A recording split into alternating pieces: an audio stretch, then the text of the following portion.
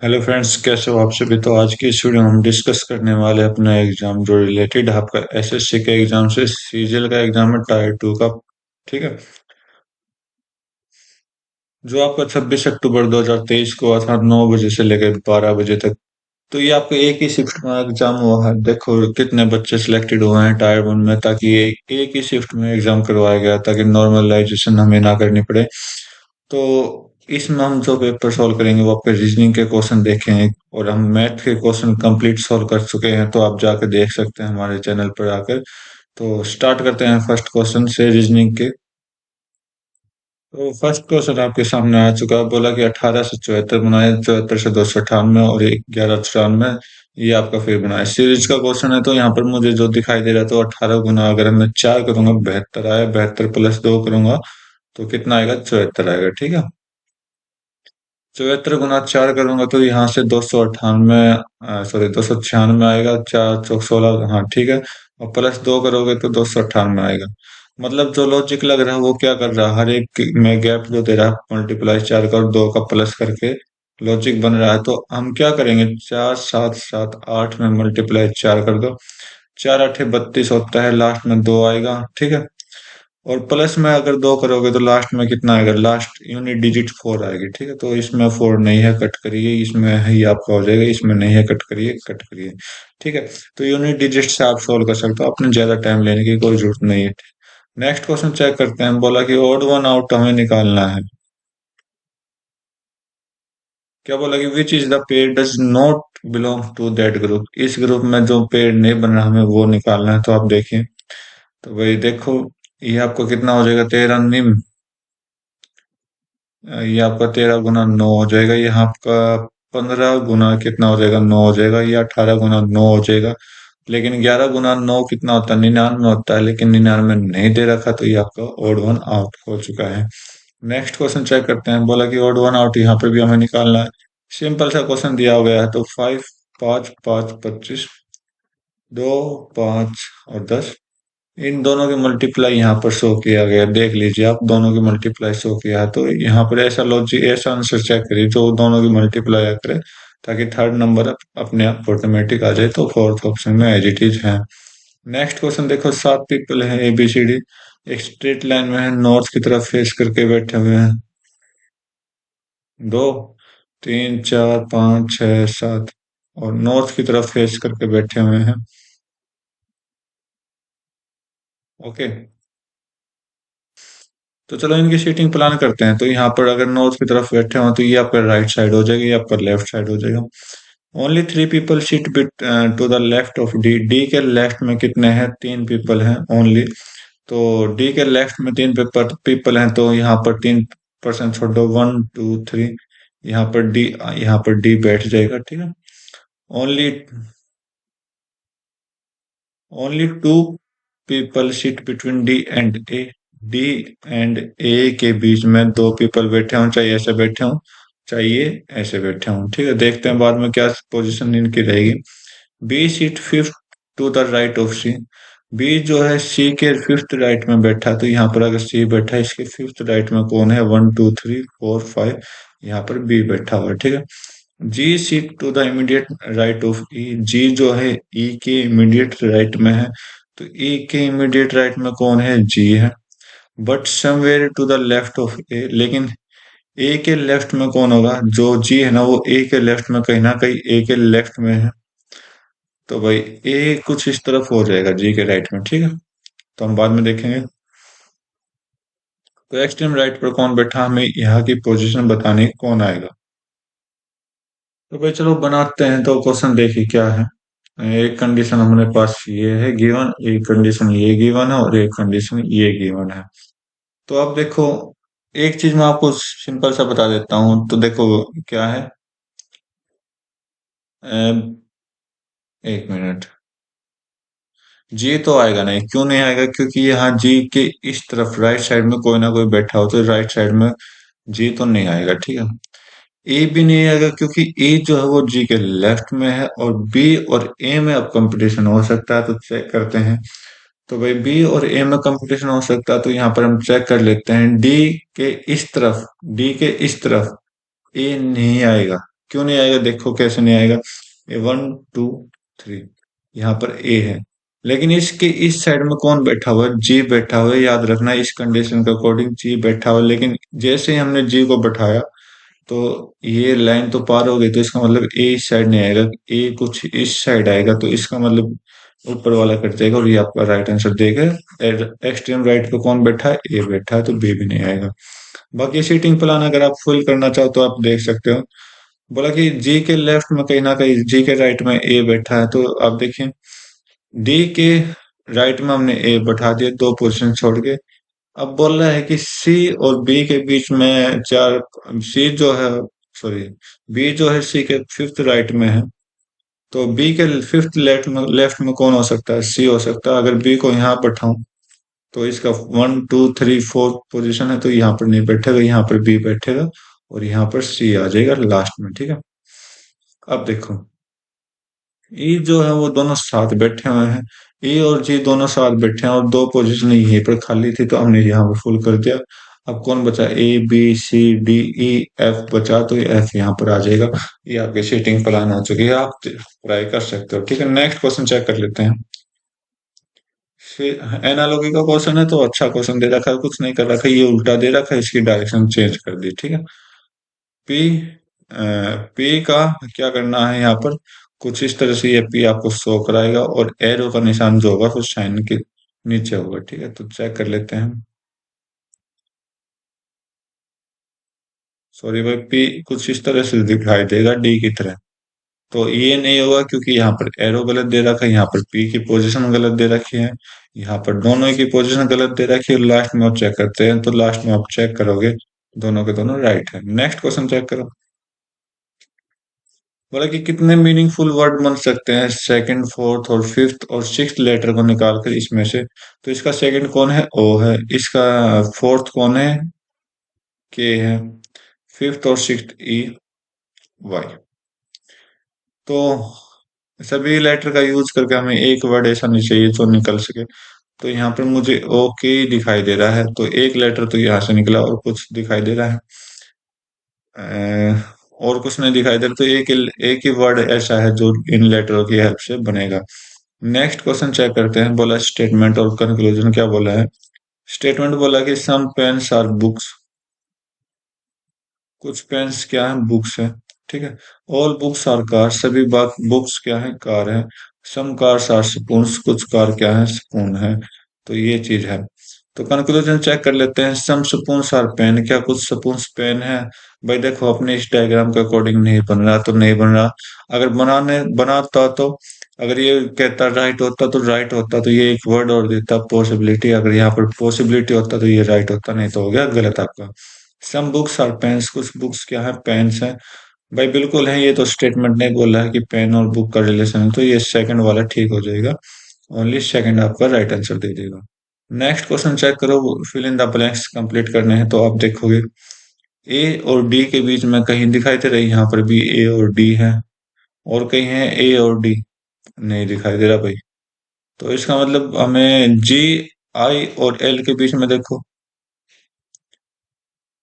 आई और एल, तो जैसा मैं देख पा रहा हूं, मैं अगर इसको काउंट करूं तो ए डी एफ, ई छोड़ दिया, ई छोड़ दिया, एक प्लेस छोड़ दिया, एफ जी, एच छोड़ दिया, आई आई जे, मतलब एक छोड़ के दो वैल्यूज, एक दो वैल्यूज साथ लिखी गई हैं। तो यहाँ एक छोड़ देंगे, बी को छोड़ देंगे, तो ये सी से स्टार्टिंग हो, सी से स्टार्टिंग हुई। एच छोड़ दिया, आई और जे आएगा, तो सेकंड इस पोजीशन पर जे आएगा। फिर के छोड़ दिया, एल आया, के छोड़ दिया, एल आया, एल के साथ एम है। तो इस तरह से चलते चलते आपने सोल्व करना है। एन छोड़ दिया, ओ पी, क्यू छोड़ दिया, क्यू छोड़ दिया तो क्या आएगा, इन दो प्लेसेस पर आर और एस आएगा, तो इसी ऑप्शन में है, ठीक है। बाकी कोई भी ऑप्शन मैच नहीं कर रहा। बाकी एक लेटर बच चुका है, वो खुद ट्राई करके देखे, मैं आपको लॉजिक बता चुका हूँ, प्रैक्टिस करें और अच्छे से सॉल्व करें। अपोजिट टू दिस फिगर के अपोजिट हमें बताना है, इस फिगर का अपोजिट कौन है। अपोजिट कैसे निकालते हैं इस तरह के क्वेश्चन में, जो एक दूसरे का टच ना कर रहा हूं ना, जैसे कि ये और ये क्या है, एक दूसरे का अपोजिट है। ये और ये एक दूसरे के अपोजिट है, और बाकी ये और ये एक दूसरे के अपोजिट हैं। तो हमसे क्या पूछा है कि ऊपर वाले एरो की तरफ कौन सा अपोजिट होगा, ये ट्रायंगल अपोजिट हो जाएगा आपका, ठीक है। नेक्स्ट क्वेश्चन चेक करते हैं। तो यह सिंपल सा आपके पास क्वेश्चन दिया गया है, डायग्राम फिल करना है। डायग्राम फिल कर दी, ठीक है। तो कुछ इस तरह से आपको ये शो कराएगा। तो फर्स्ट ऑप्शन क्यों नहीं होगा, क्योंकि यहाँ पर एक ऐसे लाइन भी आनी थी, तो वो नहीं है। सेकंड भी नहीं है, थर्ड ऑप्शन आपका राइट है, फोर्थ ऑप्शन में लाइनें गलत दे रखी है। नेक्स्ट क्वेश्चन चेक करते हैं। बोला कि क्राउड, डेंस, स्लोप। क्राउड का मतलब क्या होता है, भीड़, और डेंस का मतलब भी ज्यादा जगह। स्लोप का मतलब क्या होता है, तिरछा। तिरछा का मतलब क्या होगा, स्टीप भी आपका मतलब स्लांट के रूप में यूज करेंगे, ठीक है। नेक्स्ट क्वेश्चन देखो, fill in the blanks complete करने हैं। तो फर्स्ट लेटर सभी का सेम है, तो यहाँ पर ए आ जाएगा। ऑप्शन में चेक करोगे, फर्स्ट लेटर क्या है, सभी का सेम है। सेकंड लेटर आप चेक करोगे, तो वाई के बाद आपको क्या दिखाई, देखो आर और वाई के बीच में कौन है, ए है। तो वाई, आर से पहले क्या है, पी।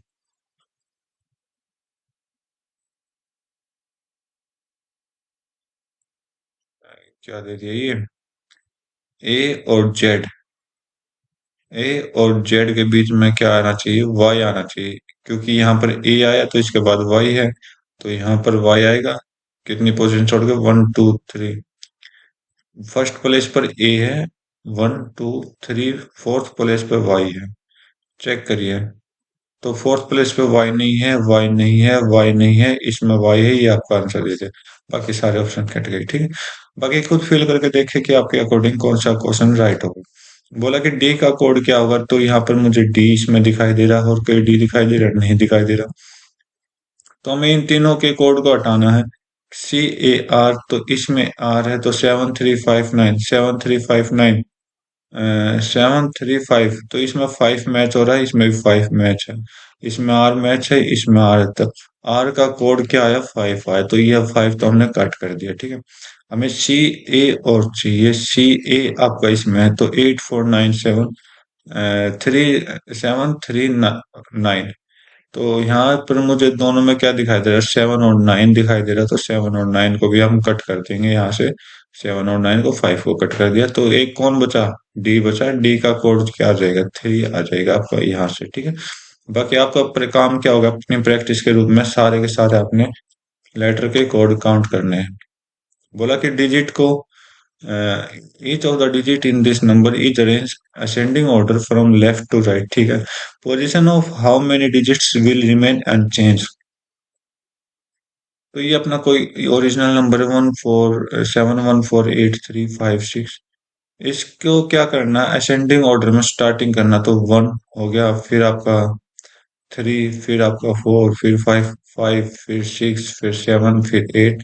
तो अब बोला कि हमने जैसे चेंज कर दिया, तो एक प्लेस किसकी रहेगी, जो सेम रहेगा। तो यहाँ पर आप चेक करिए, 4 की प्लेस बिल्कुल एज इट इज सेम है, जो 4 पहले बैठा था वहीं पर 4 बैठा है अभी भी। तो सिर्फ एक नंबर की ऐसी पोजीशन है जो आपकी अनचेंज है, मतलब चेंज नहीं हुई। नेक्स्ट क्वेश्चन देखते हैं। Does not belongs to group, मतलब इन ग्रुप में से सबसे अलग हमें निकालना है। तो चेक करते हैं भाई, यहाँ पर क्या लाइन है, 1 2 3 4 5 6 7 8। आगे देखो, 1 2 3 4 5 6, ओके। इसमें 1 2 3, अच्छा यहाँ आपकी 6 लाइन है, फिर बीच में 4 लाइन है। यहाँ आपकी कितनी है, 7 लाइन है, ये 5 लाइन है। ये आपकी कितनी, 5 लाइन है, ये 3 लाइन अंदर। तो इसका मतलब यहाँ पर भी मतलब दो दो का गैप है, ठीक है। तो यहाँ पर देखा, 1 2 3 4 5 6 7, और यहाँ पर 3 लाइन है। तो ये क्या होगा, अलग हो जाएगा बी। और ये जो बी फिगर है ना, ये बिल्कुल अलग हो जाएगी सबसे। नेक्स्ट क्वेश्चन देखो।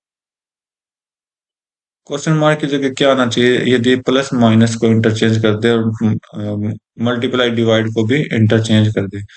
क्या बोला कि प्लस की जगह माइनस, माइनस की जगह प्लस, और मल्टीप्लाई की जगह डिवाइड, डिवाइड की जगह मल्टीप्लाई आपका चेंज हो जाएगा। तो क्या क्या आंसर आना चाहिए, 113 डिवाइड की जगह मल्टीप्लाई करेंगे, माइनस की जगह प्लस 217, मल्टीप्लाई की जगह डिवाइड, और प्लस की जगह माइनस।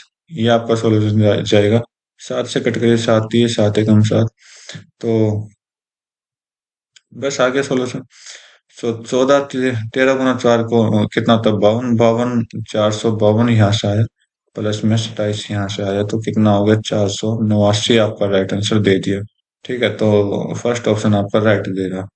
सेम क्वेश्चन यहाँ बोला कि प्लस की जगह माइनस चेंज होना है, मल्टीप्लाई की जगह डिवाइड, तो क्या आएगा, तो 161 मल्टीप्लाई की जगह डिवाइड 4, प्लस की जगह -75 मल्टीप्लाई की जगह डिवाइड 5, माइनस की जगह +4। 5 से कट करोगे तो 15 × 75 होता है, ठीक है। और -15 +4 यहाँ से आपका -11 है, 4 का 4 और 16 चौक 64, यहाँ से 644 -11 करोगे तो 633 आपका राइट आंसर दे देगा। ठीक है।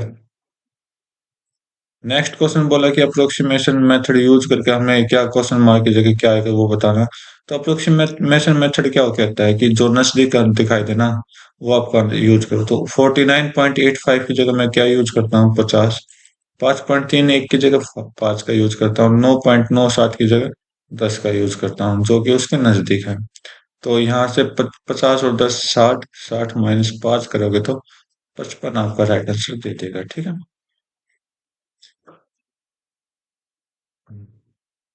तो बेटा करना क्या है, लॉजिकल और मीनिंगफुल ऑर्डर बताना है। तो यहाँ पर shirt piece, third fabric, shirt, cotton. तो देखो इनमें सबसे पहले कौन आएगा, कॉटन आएगा। तो सबसे पहले तो कॉटन आएगा, क्योंकि कॉटन से हम क्या बनाएंगे, कॉटन से आप धागे बनाओगे, थ्रेड बनाओगे। ठीक है। कॉटन एक फल, मतलब सॉरी, एक फसल होती है, उस फसल से हम क्या बनाते हैं, थ्रेड बनाते हैं। और थ्रेड से क्या बनता है, थ्रेड से बार बार थ्रेड बनाओगे तो एक फैब्रिक रूप बनाता है, फैब्रिक रूप बनता है। और फैब्रिक रूप से क्या बनता है, एक पीस बनता है। कपड़े का क्या बनता है, पीस बनता है। तो यहाँ पर शर्ट गिवन है, तो शर्ट ही हम बना लेंगे, शर्ट पीस। और उस शर्ट पीस से क्या बनेगा, टोटल पूरी शर्ट बन जाएगी। तो कुछ इस तरह से ये काउंटिंग चल रही है। तो यहाँ पर आपका क्या होगा, कॉटन फिफ्थ पर होता है, थर्ड कितने पर, 2 पर, फैब्रिक कितने पर है, 3 पर, शर्ट पीस 1, और ये आपका शर्ट 4। ये ऑर्डर आपका आएगा। ठीक है, चेक कर लीजिए, सेकंड ऑप्शन के साथ बिल्कुल करेक्ट मैच हो रहा है। नेक्स्ट क्वेश्चन देखते हैं। स्टेटमेंट का क्वेश्चन है। क्वेश्चन दिया गया, स्टेटमेंट बोला गया, ABCDF are seating around a circular table. ठीक है। क्या बोला कि each of them faces either the centre of the table और आउटसाइड, या तो सेंटर की तरफ फेस है या आउटसाइड की तरफ फेस है। ठीक है। तो डायरेक्शन ऑफ डी फेस, मतलब डी की फेसिंग किस तरफ होगी, एक तो ये क्वेश्चन दिया गया है। ठीक है। तो इसमें बोल रही है तो सारे के सारे बाहर होने चाहिए, सारे के सारे अंदर होना चाहिए। ठीक। तो देखो, B seat second to the right of F, क्या चलो बना लेते हैं, 1 2 3 4 5 6। तो एक बार तो सेंटर की तरफ फेस ले लेते हैं, सेंटर की तरफ फेस लेंगे। तो अब ये क्वेश्चन पूछ लिया गया, अब आपसे पूछा गया कि स्टेटमेंट कौन सी इसके लिए राइट हो सकती है। तो ये हमने आउटसाइड की तरफ फेस बनाएंगे, 2 3 4 5 6। ठीक है। मतलब कि B sit second to the right of F, B जो है एफ के राइट, सेकंड राइट में, तो यहाँ पर हम एफ बैठाएंगे। तो इसका सेकंड राइट 1 2, यहाँ पर सेकंड राइट हो जाएगा। अब यहाँ पर अगर हम एफ बैठाएं तो इसका सेकंड राइट उल्टी डायरेक्शन में हो जाएगा, यहाँ पर बी आ जाएगा। ठीक है। Both are facing to the centre, दोनों का फेस सेंटर की तरफ है। तो यहाँ पर हम क्या करेंगे, इस इसको अभी फिगर को हम काट रहे हैं। Only 2 people are seat between A and E from the either side.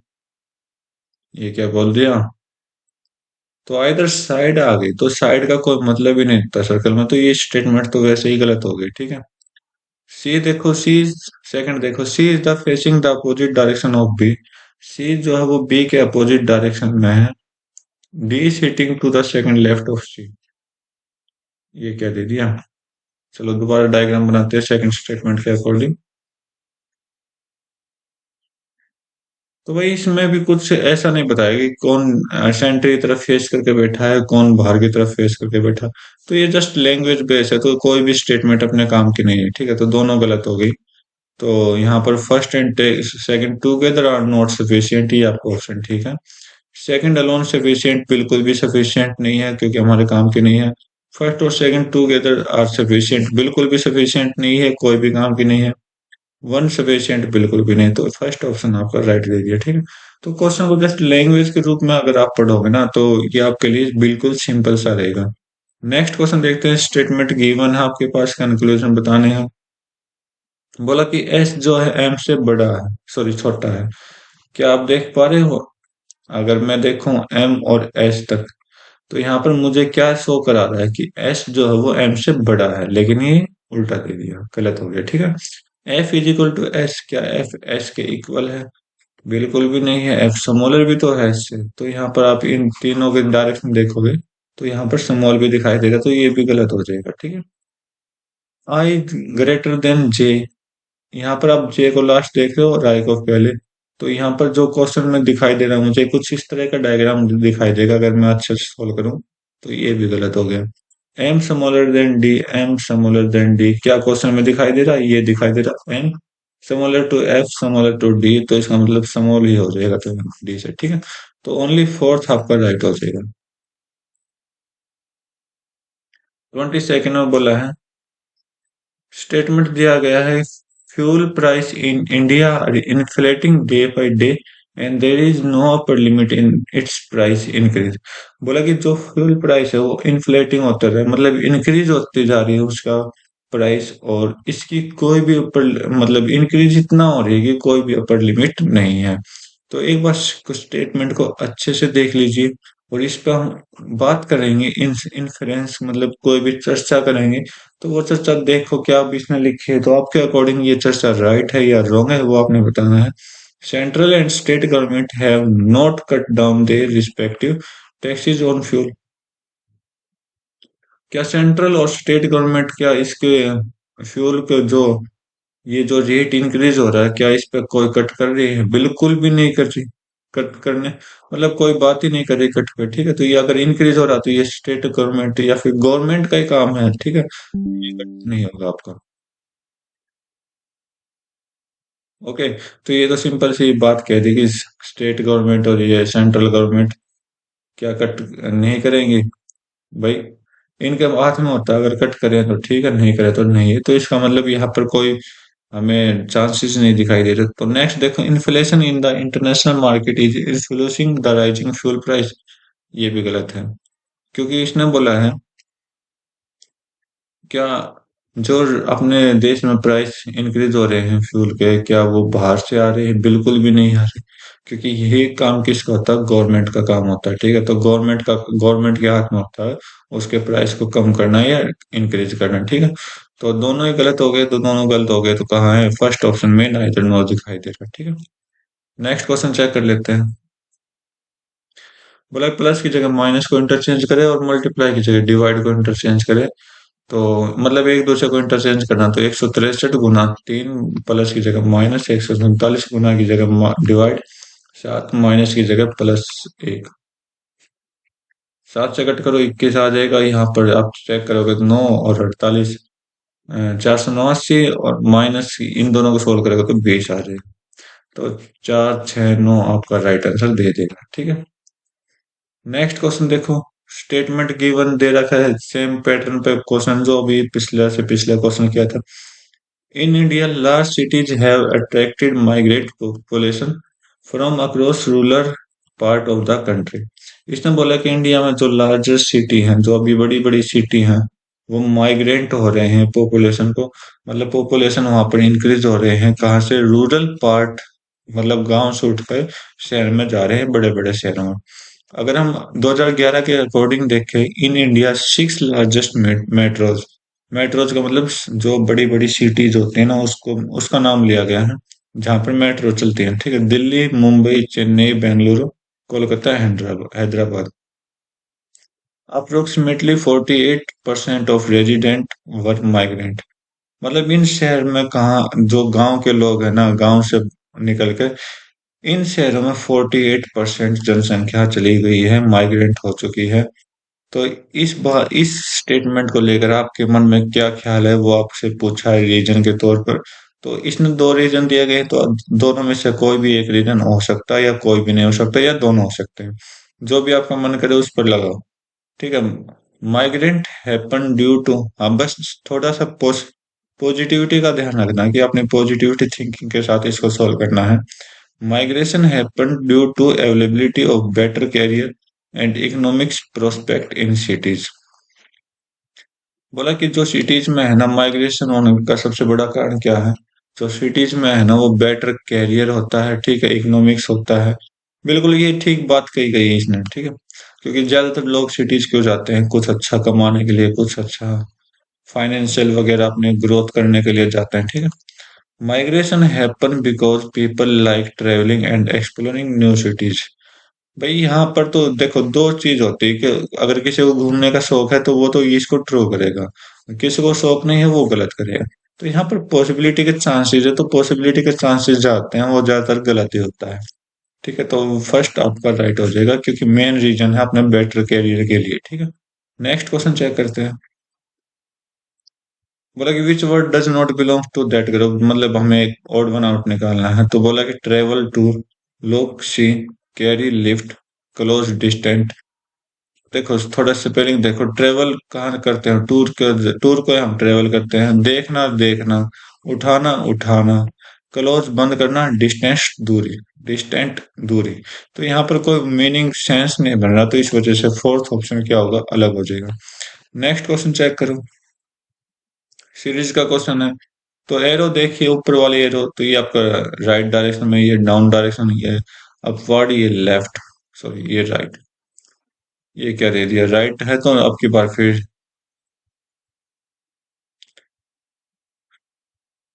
Right, down, upward, ये क्या दे दिया इन्होंने? फर्स्ट से क्या क्या, 90 नीचे गया और फिर ऊपर कर दिया और फिर 49, ओके।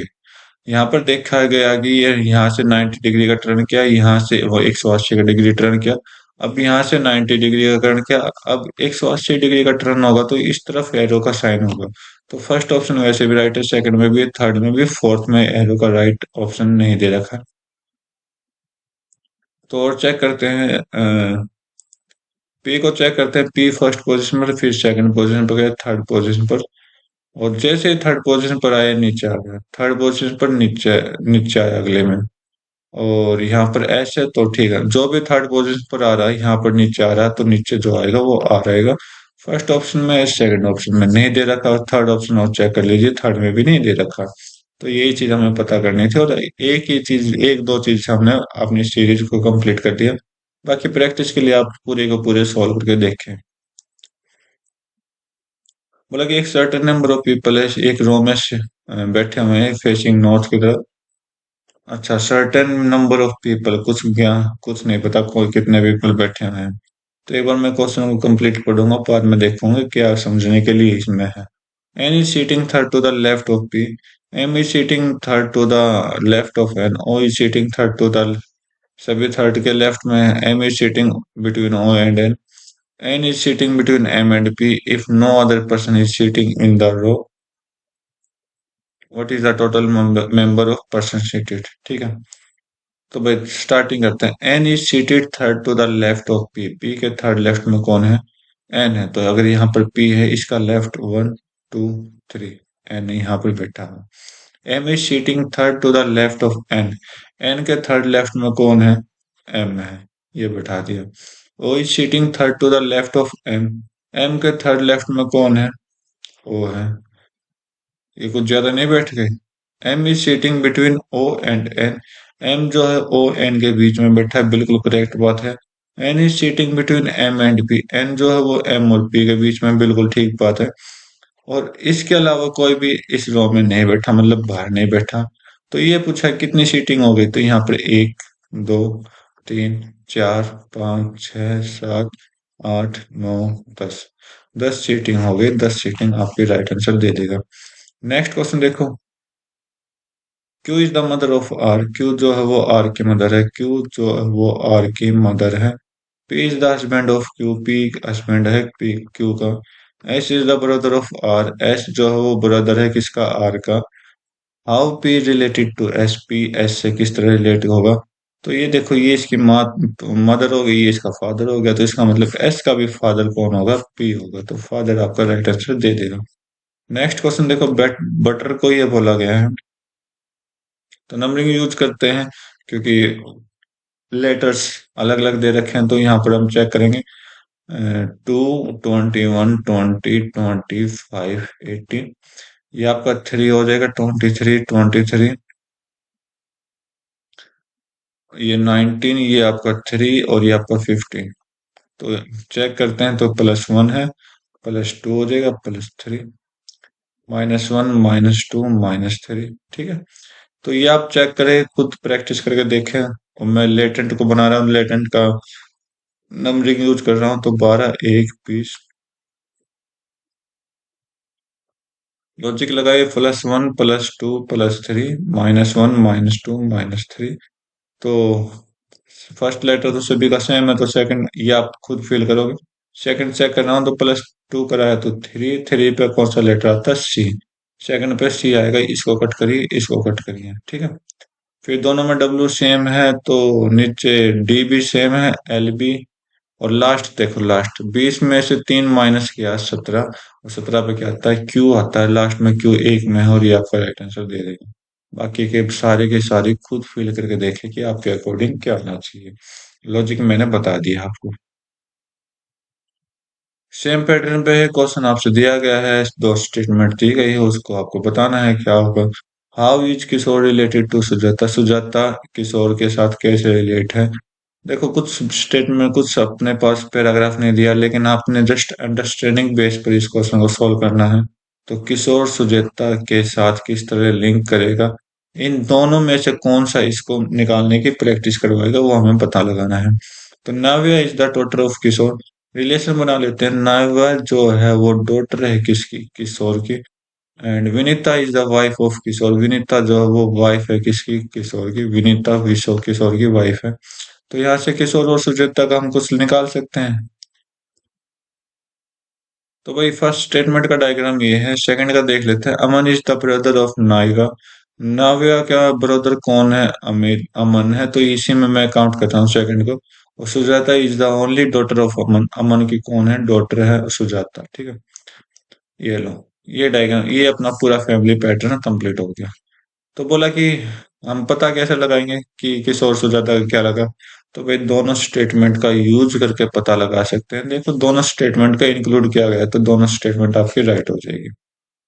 तो अपने एग्जाम के 30 क्वेश्चन कंप्लीट हो चुके हैं, उम्मीद करता हूँ आपको हर एक क्वेश्चन अच्छे से समझ आया होगा। कोई सीटिंग पैटर्न पे था, वो क्वेश्चन थोड़ा हाँ, मॉडरेट लेवल का था। बाकी क्वेश्चन सारे इजी थे। जिसने अच्छे से सोल्व किया होगा, 30 के 30 नंबर है उसके। मतलब जितने भी नंबर की रीजनिंग आपके पास गिवन है एसएससी में, वो पूरे नंबर आपके हैं। ठीक है, तो बाकी आज की वीडियो में बस इतना रखते हैं, मिलते हैं अपने नए एग्जाम में नए वीडियो के साथ। तब तक के लिए thank you, have a nice day, जय हिंद।